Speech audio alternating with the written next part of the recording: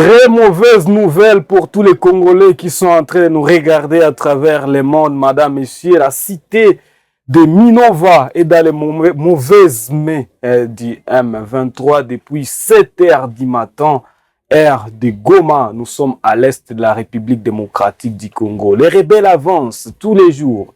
Nous allons devoir en discuter dans cette émission avec cet invité qui est activiste pro-démocratie, qui est également chercheur, monsieur Josué Walai, qui est déjà ensemble avec nous sur ce plateau de WAB Info TV. Nous avons beaucoup d'invités, Josué, sur ce plateau. Hein. Oui, c'est très bien. Il faut toujours varier les invités. Des Josué, beaucoup de Josué. Ah, On a Josué Okapi, Josué Walai, Josué Kabanza, Josué. Ils sont nombreux. Voilà. Josué Walai, c'est lui, notre invité de cet avant-midi. Ensemble avec lui, nous allons discuter sur beaucoup de faits d'actualité, ce qui se passe ici à l'est de la République démocratique du Congo. Très précisément, ce que nous sommes en train de vivre avec la guerre du M23. Monsieur Josué Walai, bonjour encore et bonne arrivée. Bonjour très chers journalistes, bonjour également à toute l'équipe de WAB Télévision, bonjour à nos téléspectateurs et aux amoureux du Congo. Monsieur Josué Walai, vous avez suivi avec amertume, tout comme moi, que la cité de Minova est passée sous contrôle du mouvement rebelle du M23. Ce n'est plus un secret, il y a une vidéo qui est devenue virale sur les réseaux sociaux. On va devoir décortiquer également pendant 30 bonnes minutes pour cette émission. Dites-nous tout d'abord, monsieur Josué Walai, comment est-ce que vous concédez cette information? Pour moi, c'est un regret. C'est un regret de voir Minova aujourd'hui entre les mains des rebelles. Pas seulement parce que Minova constitue l'un des grands poumons alimentaires de la ville de Goma, mais parce que Minova n'est pas également différent de Goma, et Minova n'est pas différent de Bukavu, et c'est le Congo qui est en train de perdre. Pour moi, voir l'agglomération de Minova, Bunagana, les territoires, tous les territoires qui sont occupés du Nord Kivu déjà jusqu'au Sud Kivu, ça prouve à suffisance que les chefs de l'État, ou soit ceux-là qui prétendent nous diriger, ils ne sont pas en train de voir la gravité de ce qui se passe sur le terrain. On ne sait pas quels sont les moyens stratégiques et tactiques que notre armée est en train de mettre en place pour bouter l'ennemi dehors. Depuis Bunagana, c'est des replis stratégiques. Depuis Bunagana, c'est juste des discours. Malheureusement, la population et tous ceux-là qui se sont engagés pour combattre aux côtés des FARDC, on n'arrive pas nous tous à comprendre réellement où est la faille au sein de notre défense pour que nous puissions continuer quand même à défendre l'intégrité. Sinon, ce qui se passe à Minova actuellement, c'est vraiment de la tristesse. C'est vraiment, ça nous fait mal. Parfois, on n'a pas même de mots. On ne sait pas comment les qualifier, mais nos FARDC, ils devraient normalement quitter cette nostalgie que le gouverneur Chirimwami nous avait dit, que l'armée est un bras séquilier, donc comme un pion de la politique. Et donc, pour agir, il faut que la politique décide. Mais il faut déjà dans la politique, vous le savez, nous sommes en état de siège. Oui, oui. Et c'est le début du mal. C'est le début du mal. Depuis l'avènement de l'état de siège, nous avons vu la progression de l'M23. On ne sait pas s'ils vont également décréter maintenant l'état de siège au Sud Kivu. Ce qui se passe actuellement au Nord Kivu et au Sud Kivu, c'est inacceptable. Que sous état de siège, les rebelles continuent à avancer. Sous état de siège, on ne nous donne que des discours, les militaires deviennent des administratifs et se focalisent sur des projets de développement que de laisser. C'est là qu'ils devraient s'occuper de la politique, qui s'en occupe. Mais eux, ils ont prêté serment devant les peuples, devant la Constitution et les drapeaux, qu'ils se battront pour protéger l'intégrité nationale de notre pays.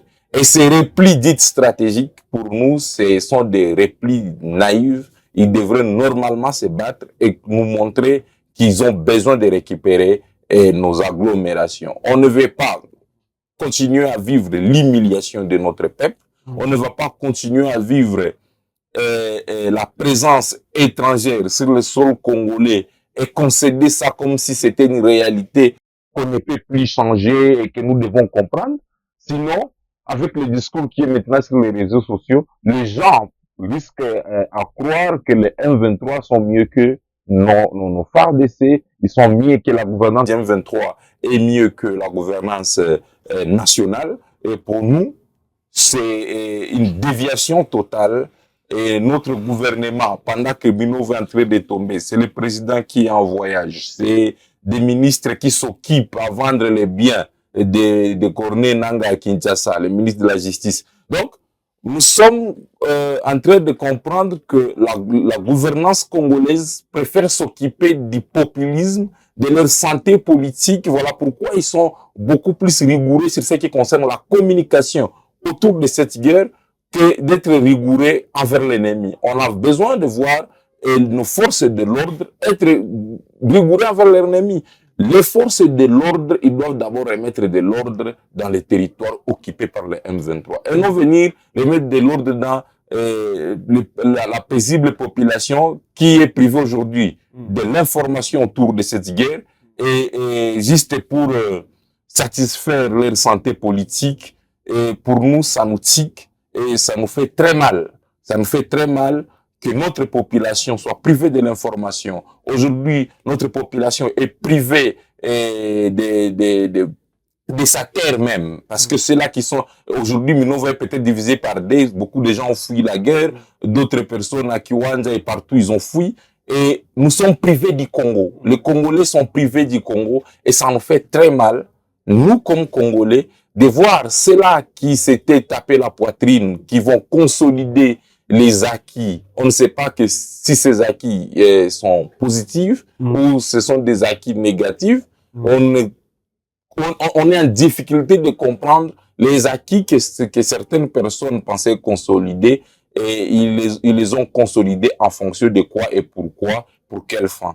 Chez nous, nous croyons qu'actuellement, notre gouvernement devrait se remettre sur une bonne ligne et de comprendre que les Congolais n'ont pas besoin de discours, que les Congolais n'ont pas également besoin de la restriction de liberté, de la liberté d'expression. Les Congolais ont besoin de voir leur territoire être encore occupé être gouverné par les Congolais. Voilà, monsieur Josué Walaï, vous le savez également que Minova est une grande cité dans la province du Sud Kivu. Nous sommes déjà dans la province du Sud Kivu. Ce n'est pas la première agglomération qui vient de tomber, de passer entre les mains des M23. Dites-nous, nous sommes déjà à 4 agglomérations, si je ne suis pas en contradiction avec ma mémoire, 2 ou 3 ou 4 agglomérations dans la province du Sud Kivu qui sont passées dans les mauvaises mains des M23. Dites-nous, monsieur Josué, et qu'est-ce que cela aura comme impact sur cette guerre à l'est de la RDC? Moi, je crois que lorsque de grandes agglomérations comme Minova, comme à l'époque, comme Kiwanja, quand Kiwanja est tombé, des grandes agglomérations comme Kibirizi, c'est très... Massissi Centre, Rutshuru Centre, c'est très compliqué, très compliqué, parce que la guerre, elle n'est pas seulement la force sur le terrain, la guerre est également diplomatique. Et sur la table de la diplomatie, lorsque vous n'avez pas les terrains, vous êtes également faible. Sur la table des négociations. Vous êtes en position de faiblesse. Et actuellement, je ne crois pas que de la même manière dont la RDC pouvait négocier avec le M23 à l'époque où le M23 était seulement à Bunagana, 6 mois à Bunagana, est-ce que c'est de la même manière que le M23 peut négocier de Bunagana à Minova? Donc, il y aura toujours des revendications qui seront en train de monter et on est en train de nous mettre à mal. Et ça, c'est sur le plan diplomatique. Sur le plan de la population, surtout la population de Goma. Prendre de grandes agglomérations autour de Goma, c'est tuer Goma. Moi, actuellement, je ne sais pas s'il faut dire que Goma est contrôlé par notre gouvernement ou non. Surtout que la ville, elle est nourrie soit par le Rwanda, Gisenyi, donc le Rwanda, soit Kiwanja, donc Rutshuru, et soit Minova, et soit Massissi. Mais et les 4 agglomérations, les 4 poumons alimentaires de la ville de Goma sont déjà occupés par le M23. Et donc, à chaque fois que nous serons en train de manger, nous serons conscients que cette nourriture vient de la terre occupée par nos ennemis. Et c'est déjà une faiblesse également que le M23 est en train de nous plonger. Nous devons comprendre ça. Et le gouvernement congolais, que moi, je pense que le gouvernement congolais a disparu sur le plan de stratégie, sur le plan de l'amour de la patrie. Parce que si au moins on avait un gouvernement amoureux de notre pays, nous avons, s'il faut même partir sur des questions de régionalisme, nous avons les enfants de l'Est, au moins eux, ils maîtrisent très bien la guerre, qui sont ministres à Kinshasa. Nous avons des députés, mais nous avons vu là une crise alimentaire tellement précaire. Et donc, on ne sait pas comment qualifier la crise qui se passe aujourd'hui dans les camps de déplacés. Parce que maintenant, à l'heure où je vous parle, il y a ceux-là qui se sont déplacés. C'est les habitants de Minova qui ont monté des bottes et puis des embarcations, on ne sait pas s'ils ne peuvent même pas se noyer pour venir à Goma. Pourtant, ils ne viennent que dans une ville asphyxiée par la même rébellion. On ne sait pas s'il faut encourager à la population de se déplacer lorsqu'il y a guerre. On est en train de croire que c'est là qui reste, ils vivent mieux que c'est là qui se déplacent. Et si vous essayez de faire de recherches, nous, en tant que chercheurs, on passe beaucoup de temps dans les camps de déplacés. On essaie de voir comment est-ce que les déplacés vivent et on essaie d'analyser également comment est-ce que ceux-là qui sont occupés par les M23, ceux-là qui sont restés, ils sont en train de vivre. Donc, vous allez comprendre qu'il y a une très grande différence. Et pour nous, on pense que notre armée ne devrait pas tomber, ou soit notre population ne devrait pas tomber amoureuse des rebelles. Parce que la population, elle a besoin des résultats. La gouvernance ou les politiciens, ils sont liés par l'obligation du résultat. Et nous, on n'est pas liés par les discours. Personne ne viendra convaincre encore la population congolaise, surtout la population meurtrie et du Kivu, par les discours. On a besoin de voir des gens à l'action, de voir les gens faire des actes. Malheureusement, on a l'élite qui semble disparaître. D'ailleurs, c'est maladroitement qu'on les appelle aujourd'hui une classe élite, parce qu'on pense que la politique, les politiciens de la RDC est constituée à 90% par une classe d'abrutis et que les élites congolais, ils sont ailleurs. Ah non, mais ils sont en train de faire beaucoup d'efforts, monsieur, pour mettre fin à cette guerre, Josué. Moi, je crois que quand je parle que nous, on a besoin des résultats, on n'a pas besoin que les gens viennent nous dire on est en train de faire des efforts. Le président est à l'étranger pour chercher les soutiens, parce que c'est la diplomatie, c'est que vous avez dit. Je crois qu'ensemble, on avait lu les manifestes du Congo nouveau, c'est de Lumumba. C'est le plus grand testament de Lumumba. Si on essaie de lire, Lumumba nous dit que jamais la solution pour la RDC, ou soit même pour l'Afrique, se trouvera en dehors de nos frontières. Il faut qu'ici, les Congolais puissent s'asseoir et comprendre qu'il est important de trouver des solutions ici et non ailleurs. On ne peut pas aller trouver la solution du Congo à Suisse. Il est très important que les Congolais réfléchissent et comprennent que d'abord, sur le plan de démocratie, nous avons reculé. Sur tous les plans, on a reculé et que la gouvernance actuelle devrait être sanctionnée urgemment. Sinon, la population congolaise, on risque d'observer encore à des situations ou des vérités très amères que ce que nous sommes en train de vivre actuellement. Vous allez comprendre avec moi, lorsque je dis que la classe élite, la classe que nous appelons maladroitement élite, est en train d'échouer, c'est que le Congo n'existait pas sans les Kivu. Et continuer à dire qu'il y a la guerre à l'Est, c'est un très mauvais discours. Il faut dire qu'il y a la guerre au Congo. Et c'est à ce niveau-là que même nos politiciens, c'est là qui ne plaident pas pour nous, le député, les ministres d'ici, qui maîtrisent très bien la situation d'ici, qui ont des frères ici, qui sont même originaires des territoires occupés aujourd'hui par le M23, ils devraient comprendre que c'est les seuls Congolais et non rester dans les ligues à Kinshasa et s'éterniser là-bas. Le président avait promis depuis 2018 qu'il lui, il viendra mettre son QG ici. Afin de mettre fin à cette guerre. Et même si vous partez dans l'opposition, vous allez comprendre qu'eux aussi, ils sont toujours dans ces cercles infernaux d'aboutissement où ils ne sont que là pour leurs propres intérêts. Il y a même des gens... Vous ne faites pas aussi confiance aux opposants? Non, non. Actuellement, il est important de faire la rupture avec la classe politique congolaise. C'est là qu'ils s'appellent opposants aujourd'hui. Qu'est-ce qu'ils font? Certains sont soupçonnés même de collaborer avec ceux-là qui nous agressent. Certains sont soupçonnés de collaborer avec les gens qui nous pillent, qui pillent nos minéraux. J'espère que vous avez des preuves. Et quand je parle de soupçons, cela veut dire que les preuves peuvent être là ou pas. Mais d'abord, il y a des silences qui sont coupables. Il y a des silences complices. Pourquoi est-ce que face à cette guerre, certains opposants ne se prononcent pas et condamnent ceux-là qui nous agressent? Parce que c'est vraiment important. Il se prononce. Il se prononce Moïse avec... Katumbi qui séjourne maintenant jamais, aux États-Unis d'Amérique. Moïse Katumbi ne s'est jamais prononcé sur le Rwanda qui agresse le Congo. Joseph Kabila ne s'est jamais prononcé. Se prononcer sur la guerre de l'Est, c'est différent d'entrer en offensive contre le Rwanda. C'est très important. Attaquer directement les Rwandais, c'est ce que vous voulez. Bien sûr. Nous montrer qu'ils ne sont pas avec l'ennemi. Et c'est très important ça aussi. Parce que c'est là qui s'appelle l'opposant aujourd'hui. Ils sont où? Qu'est-ce qu'ils font? Qu'est-ce que Kabila a fait? Lui au moins qui a dirigé 18 ans ce pays. Qu'est-ce que il nous amène comme apport? Et après, est-ce qu'il nous dira qu'il aime le Congo? S'il est incapable de nous amener même des conseils, ou soit de nous orienter par rapport à sa gestion, parce qu'au moins à l'époque de Kabila, l'M23 n'avait pas pris de l'espace comme aujourd'hui. Et l'M23 était chassé.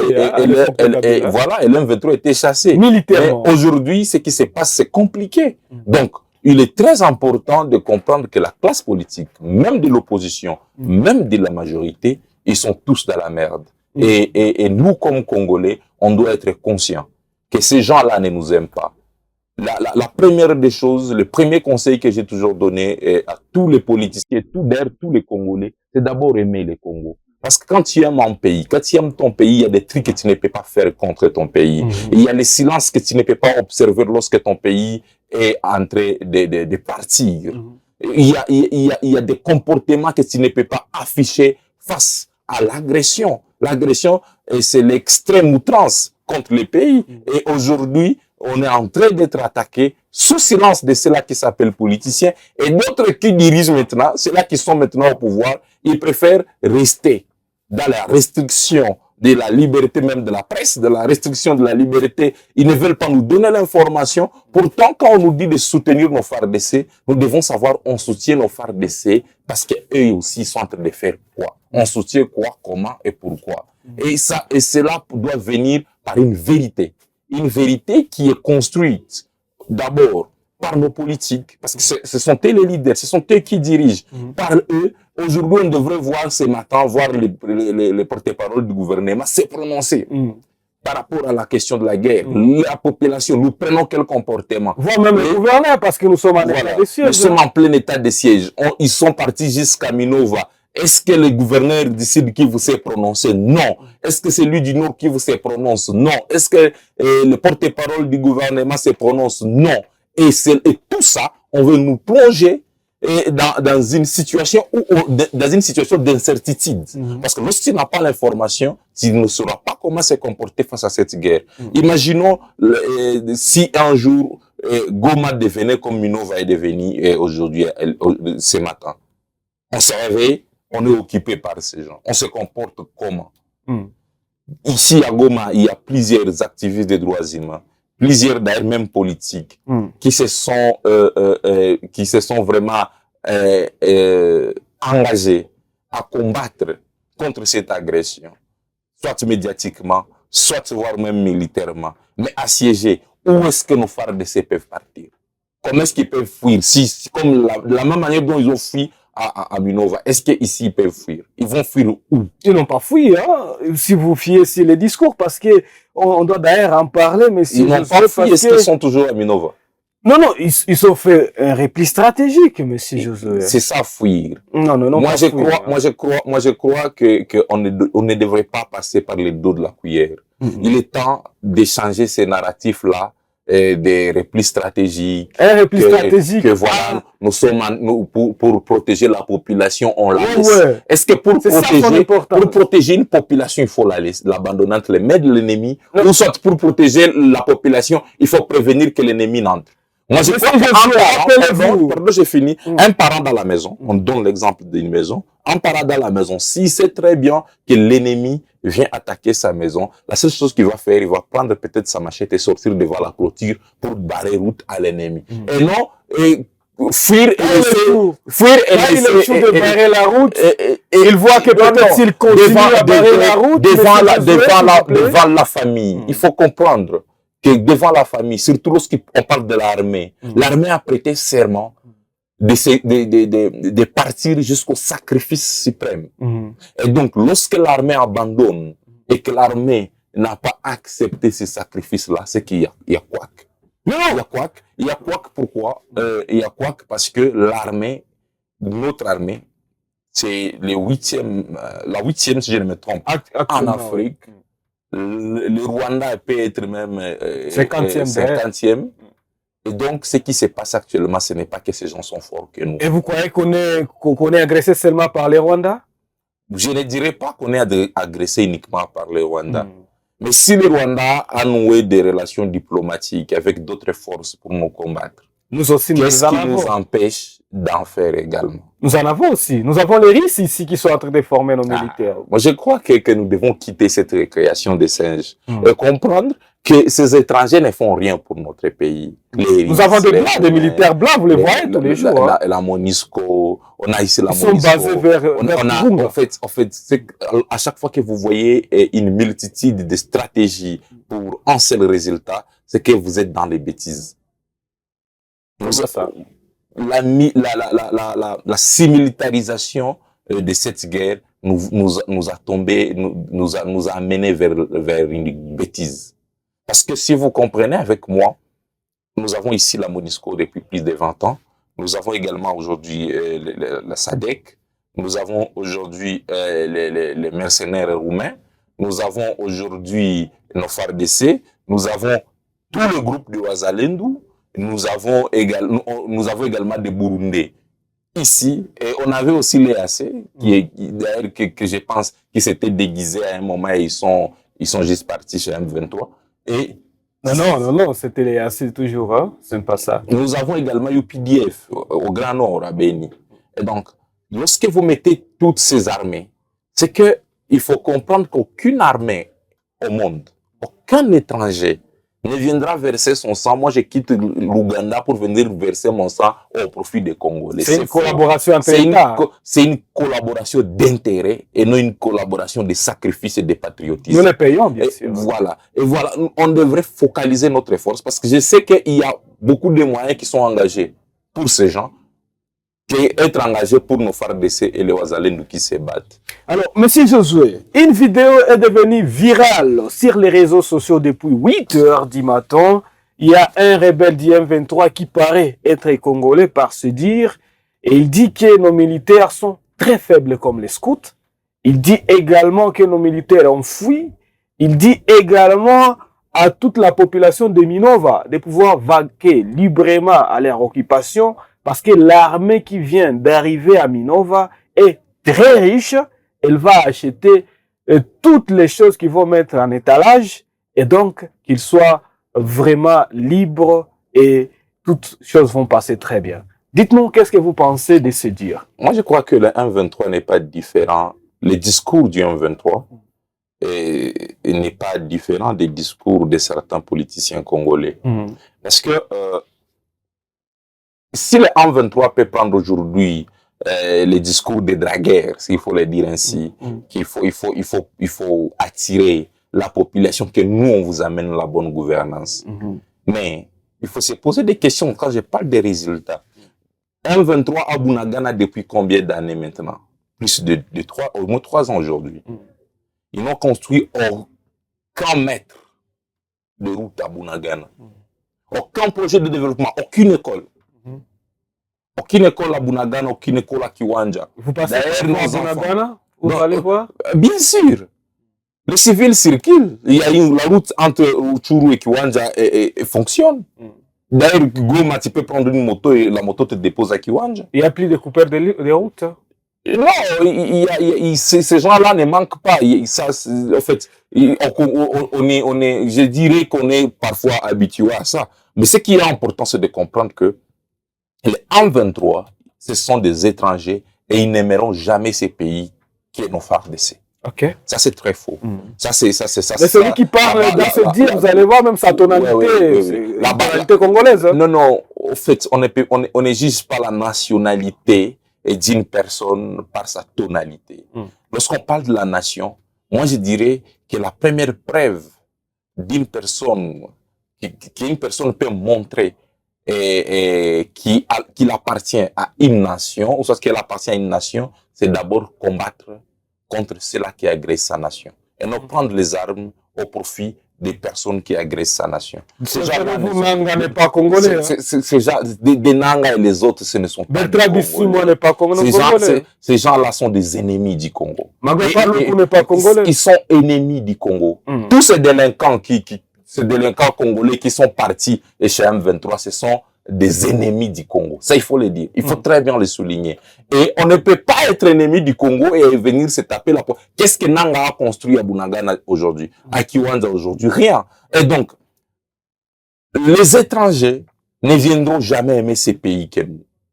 Et l'esprit que les M23 est en train de se battre avec est très différent de l'esprit qu'un Mouzalendou se bat avec. Parce qu'un Mouzalendou ou un FARDC, il sait que Naobunde la mabele Mboka. Je suis en train de me battre pour la terre de mon pays. Je suis en train de me battre pour mon pays. Donc les Mouzalendou aussi ont fouillé, c'est le vous, hein?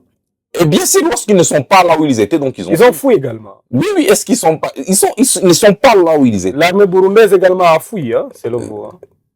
Mais, qu'est-ce qu'on peut dire? Qu'est-ce qu'on peut dire? Moi, je dirais que tous ces gens qui sont, même s'ils ont fouillé, et leur esprit, l'esprit d'un Mouzalendou, d'un FARDC, au front, sur les lignes de front, est différent de l'esprit même d'un Burundais, ou soit l'esprit d'un Rwandais qui est en train de se battre sur le front. Parce qu'un Rwandais, il sait très bien, il peut même larguer une bombe sur une école. Parce que pour lui, voir les enfants congolais être éduqués, ça ne lui dit rien.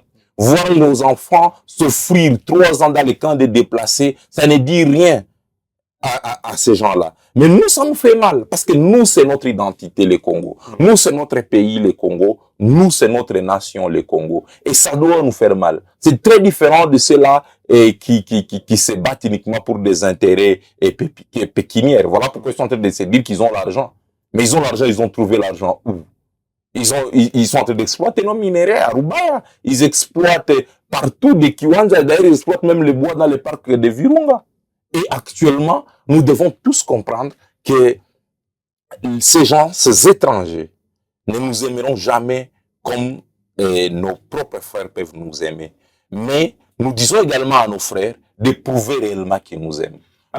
Nous disons à nos politiciens, et surtout au commandant suprême de l'armée, de prouver qu'il est réellement commandant suprême de cette armée et qu'il a la volonté de nous faire jubiler les festivités des victoires contre l'ennemi qui est le M23. Alors, Monsieur Josué, peut-être une dernière question avant de terminer. En suivant cette vidéo, parce que je m'appelle également sur cette vidéo que vous avez également suivie, j'ai entendu les sentiments de la population. Bon nombre de ceux qui étaient là pour venir suivre ces discours étaient d'accord, étaient contents. Est-ce qu'ils ont le choix? Étaient contents, je vais finir la question, étaient contents de voir les M23. Dites-nous comment est-ce que vous avez analysé cette attitude? Le problème, c'est que la population n'a pas de choix. Moi, je me souviens, M23 en 2012, quand ils ont pris la ville du stade, les volcans. Et tout le monde disait, continuez. Qu'est-ce que vous pouvez dire? Si vous dites, ne continuez pas, ils vont vous tuer. Okay. Et donc, c'est une rébellion. Il faut comprendre que ce sont des personnes sans règles. Et face à ces gens-là, ce qu'il faut faire, c'est la passivité. Il faut être calme. Il faut dire que voilà, c'est vous qui êtes les meilleurs. C'est vous qui allez très bien nous sécuriser. Mais est-ce que réellement vous croyez qu'un enfant de Minova aime très bien les M23 de la même manière qu'il peut aimer les FARDC? La réponse est non. Nous aimons nos FARDC parce que c'est nos frères. Ce sont eux qui ont prêté serment pour défendre la terre de nos ancêtres. Mais ces gens disent qu'ils sont venus également nous défendre. Dans cette vidéo, ils ont dit ça. Dire qu'ils sont venus nous libérer. Libérer qui? Vous allez, c'est ça qu'ils disent. Vous pouvez venir libérer les enfants entre les mains de leurs parents. Moi, je crois qu'il y a des discours que nous, comme Congolais, on ne doit pas faire circuler. Ils disent que nous sommes pris en otage. Ces gens-là, la prise en otage de notre classe politique ne concerne que les Congolais. Ça ne concerne pas les Rwandais et les Ougandais. Ils sont Congolais. Donc, moi, j'ai dit que ce sont des ennemis du Congo. Okay. Et les ennemis du Congo ne doivent pas être associés lorsqu'on est en train de chercher les solutions pour le Congo. Nanga et sa bande, sa bande qui s'appelle Congolais, ce sont des ennemis du Congo. Ces gens-là, moi, je les exclus lorsqu'on je parle des Congolais, des vrais Congolais. Et donc, nous, comme Congolais, nous croyons et nous pensons qu'il était nécessaire que la population ne puisse céder à la manipulation des rebelles et croire que ces gens-là peuvent venir nous libérer. C'est là qui appelle ça libération, et ils devraient comprendre que c'est une captivité. Et on avait vu, si vous essayez de voir, il y a eu quelque chose qui s'est passé la semaine passée. Les M23 avaient pris Masisi Centre et ils ont fait un discours là-bas. Et après 2 jours, les FARDC ont repris encore Masisi Centre. Et ils ont essayé de parler à la population. Et il faut regarder comment la population était en liesse. Et après, les M23 ont repris. Pourquoi ils n'ont pas fait de discours? Parce qu'on pouvait comparer ces discours et comprendre les sentiments de la population. Et donc, nous, comme Congolais, les M23 peut prendre même Goma, peut prendre même partout, mais on sera à l'intérieur de nous. Congolais. On sera toujours Congolais. On comprendra que celui-ci sera un étranger. Même ceux-là qui se liguent. Souvenez-vous de la guerre de l'AFDEL. Tout le monde était content quand Laurent Désiré Kabila prenait des agglomérations, prenait des villes, des provinces. Et malgré qu'il était avec les Rwandais. Mais souvenez-vous, les gens ont appelé Mosé Laurent Désiré Kabila héros national.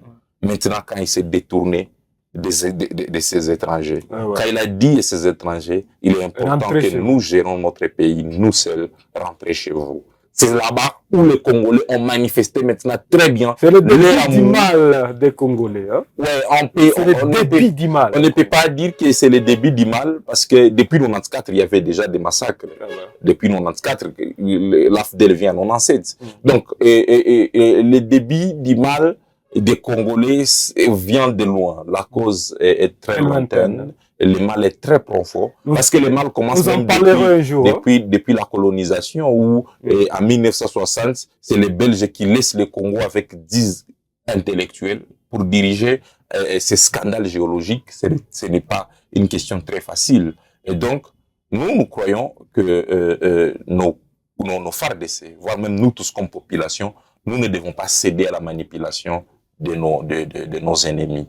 Nous devons plutôt comprendre que lorsque les ennemis sont en train de monter en puissance et prendre nos agglomérations, que nos FARDC, lorsqu'ils appellent ça repli stratégique, il est temps que nous puissions changer de narratif. Nous avons besoin d'écouter le FARDC ont monté en offensive. Le FARDC sont en train de battre l'ennemi. Les FARDC systématiquement ont débordé quelque part et c'est ce que nous voulons. Nous, d'ailleurs, on s'est dit qu'on ne devrait plus voir ces gens-là. Il faut qu'on puisse les chasser avec des armes.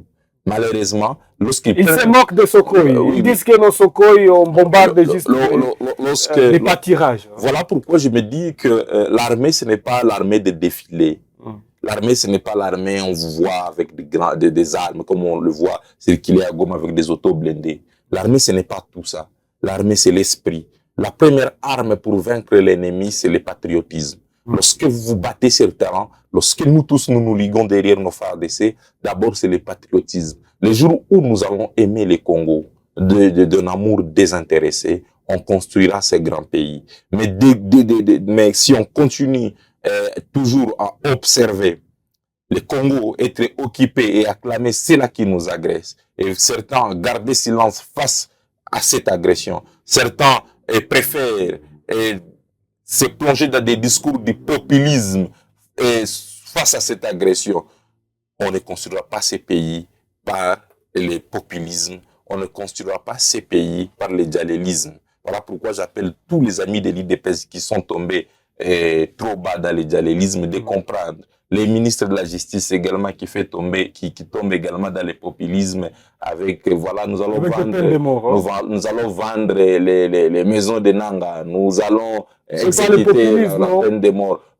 Il fait tout pour arranger la justice congolaise. Moi, je crois qu'on n'arrange pas les choses avec les mensonges. La justice, quand on parle de la justice, on parle de la vérité. Et lorsque vous voulez, on est en train de chercher justice, nous avons besoin de la vérité. Mais non, voir les ministres de la justice dire, voilà, nous allons, vous tous, il faut dire au revoir, on va vous exécuter, il faut commencer déjà. Et puis après, le président dit, le président a très bien spécifié. Les Koulouna ne sont pas susceptibles d'être punis de peine de mort. Il a très bien éclairé la question sur les dossiers. Il a juste dit les gens qui sont voilà. Et donc, ils sont éligibles à la peine de mort. Et les Koulouna n'en font pas partie. Et donc, les Koulouna font partie peut-être des menaces de la République. Mais ils peuvent être des menaces, mais ne font pas partie des candidats à la peine de mort. Et lorsque le ministre dit qu'ils vont les tuer, ce n'est pas un discours d'un homme d'État. Et l'homme d'État, c'est la vérité. La justice, c'est la vérité. Lorsque il y a discorde entre vérité et justice, cela veut dire qu'on ne trouvera jamais de solution. Parce qu'il faut souligner, très important ça, qu'il n'y aura jamais de paix sans justice. Tout ce qu'on est en train de faire ici, c'est le résultat de l'impunité. Parce que si Nanga, le jour où il avait fait le braquage électoral, avec le jour... S'il l'avait fait, vous n'avez pas... Non, il l'avait fait. Vous n'avez pas de preuve. En 2018, Nanga devrait être arrêté. Aujourd'hui, Nanga ne devrait pas être une menace. Vous n'avez pas de preuve. Il l'aurait fait. Donc, vous voulez dire que le président n'était pas passé, Félix Tshisekedi, c'est vous. Non, je crois que nous savons tous... C'est ce que vous voulez dire. Nous savons tous que ce que représentaient les résultats de 2018. Nous savons tous très bien. Je ne vais pas me plonger dans les discours éphémères de Paul Kagame, mais ce qui est très important, c'est de comprendre qu'en 2018, il y avait braquage électoral. Et bon, moi, je dis il y avait braquage électoral. Et ce qui s'était passé, ça ne nous concerne pas aujourd'hui, le président de la République. Nous avons assumé ces conséquences démocratiques. Et pas parce qu'on n'aimait pas les paix, mais parce que pour la paix. Pour nous, c'était historique, l'alternance politique. Que ce soit pas même si c'était une nomination, le simple fait de voir un nouveau président remplacer un ancien président, ça n'avait jamais existé dans notre pays. Et c'était l'histoire. Et on a assumé. Nanga devrait déjà être arrêté depuis longtemps. Et il y a des Beltrame ici, moi, des gens comme, c'est l'impunité, les gens comme Magloire Paloukou avec tout ce qu'il a fait comme délinquance à Goma et partout. Il devrait déjà être arrêté. Il y a des délinquants qu'on doit soustraire de la circulation pour que nous puissions avoir la paix. Et donc, il n'y aura jamais de paix sans justice. Voilà pourquoi je suis parmi ces gens-là qui luttent pour qu'il y ait l'instauration d'une justice transitionnelle holistique dans notre pays, afin que les crimes du passé, que les gens qui ont commis des crimes dans le passé puissent être arrêtés. On ne devrait pas voir aujourd'hui au Nusumba encore PCA dans une entreprise de l'État. Il a été en 2000 président ici de la RCD. Il y a des personnes qui sont citées dans les rapports mapping qui doivent normalement être arrêtées, être soustraites de la circulation, pour que ces victimes-là puissent sentir que voilà, la justice est en train de faire son travail. Merci beaucoup, Josué. On devrait vraiment finir ce sujet, mais on va vraiment y revenir parce que l'État nous file au dos. Nous avons vraiment fait passer, d'ailleurs, le temps. On devrait prendre 10 et 30 minutes pour cette émission, mais on va prendre 38 minutes pour cette émission. Vous allez comprendre que sur le Congo, lorsqu'on parle du Congo, nous avons beaucoup à dire. Hein? On a trop à dire. On peut parler de 8 heures à 8 heures, demain 8 heures. Voilà, permettez, monsieur Josué, qu'on en parle prochainement et permettez également qu'on considère cela comme votre conclusion. Merci beaucoup. La plus grande conclusion, c'est d'appeler les Congolais à aimer le Congo. Comme Lumumba l'avait dit, soyons grands, comme le Congo est grand. Le Congo est grand et demande de nous de la grandeur. Et cette grandeur-là, c'est l'amour pour notre pays. Si on continue à ne pas faire preuve d'amour pour notre pays, nous allons observer à des vérités amères dans notre pays. Le chef de l'État, Félix Tshisekedi, doit comprendre ça. Il doit nous prouver qu'il aime réellement ce pays. Bien évidemment, le président de la République est vraiment patriote. Nous en sommes très sûrs, Josué. Merci d'avoir répondu présent à notre invitation. C'est moi qui vous remercie. Merci également à nos téléspectateurs qui nous ont suivis et à toute l'équipe de WAB Télévision. Madame, Monsieur, si vous n'êtes pas encore abonné sur WAB Info TV, n'hésitez pas à le faire massivement. Ouvrez également votre cloche de notification pour ne rien rater sur cette excellente chaîne sur YouTube. Madame, Messieurs, travaillons toujours au service de la nation parce que la vie s'envole comme un oiseau, mais nos œuvres durent pour toujours. Je vous laisse tout en sachant que ce Congo changera grâce à vous. Au revoir.